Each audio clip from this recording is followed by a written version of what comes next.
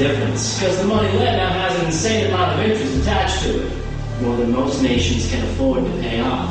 And then the cycle repeats itself. No one ever wonders where the national debt comes from. Who loans countries the trillions of dollars it takes to fund the national budget? Is it us? Is it the people? If that's true, then the government owes us $7 trillion. It's not us. We didn't give them $7 trillion.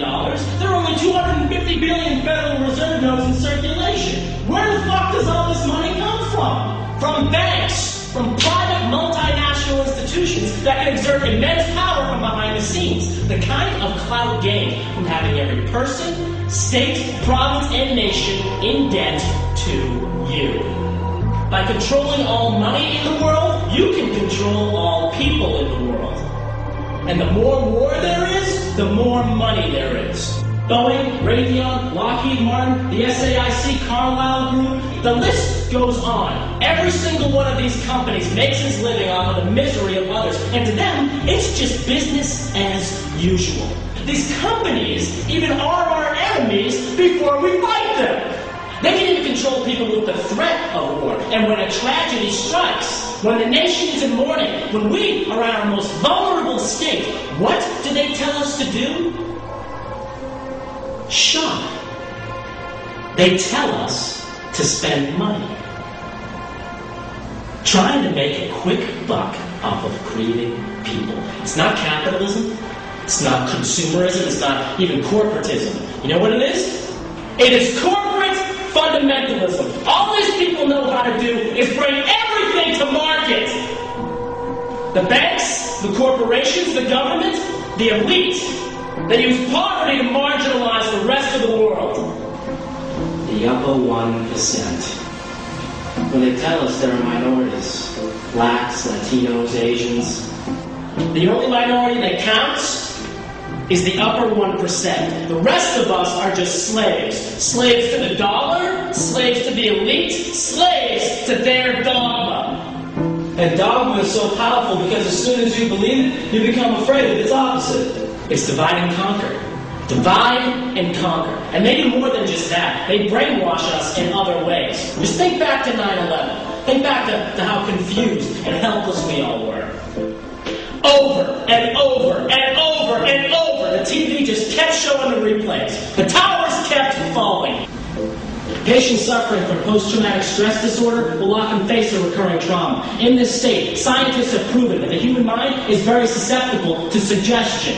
These people will believe anything you tell them. We all incurred major trauma on 9/11. They could have told us that fucking UFOs piloted those planes into the Twin Towers, and on 9/11, we would have believed them because we just needed it to stop. We just needed to point the finger at someone and say they are responsible, and because we needed to know our government could protect us. It was PTSD on a national scale. all the images, the rhetoric, the patriotic American themes, it has all hijacked our minds. Senator Johnson said in 1917, the first casualty when war comes is the truth.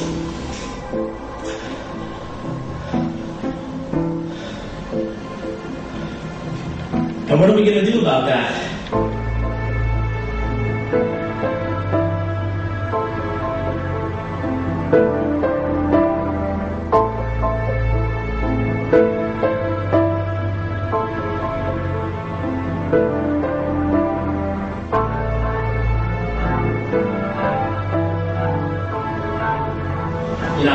I don't want to say anything before, you know how easily they can get riled up, but I want to tell you, I think what you've done here, it's very courageous.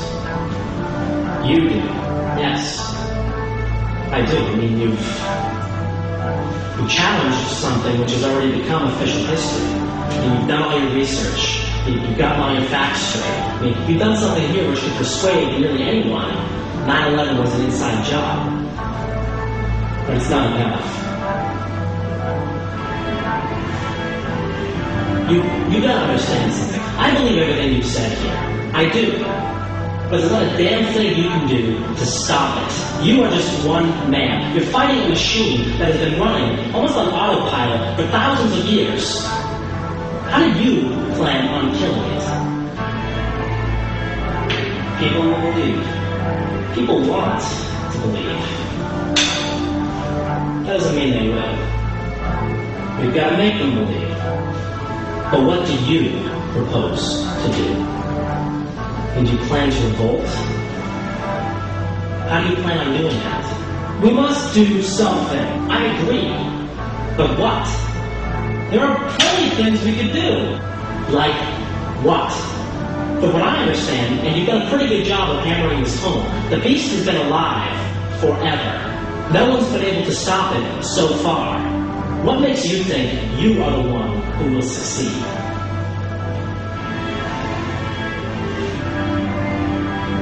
Honestly, what do you suggest? Vote? Vote Democrat? Any Democrat?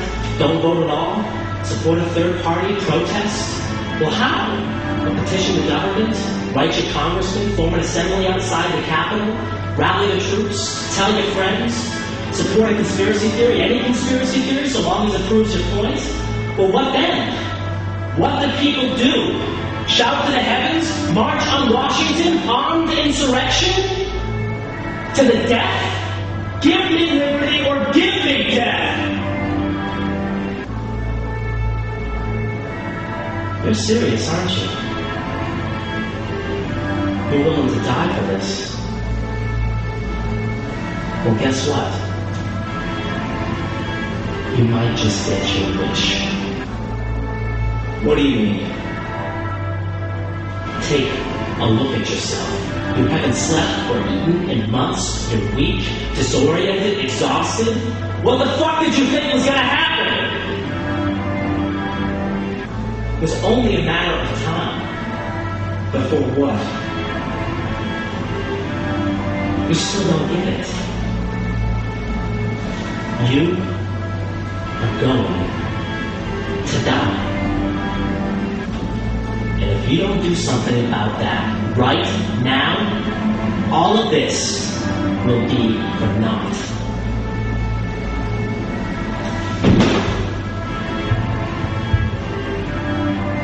You must do something.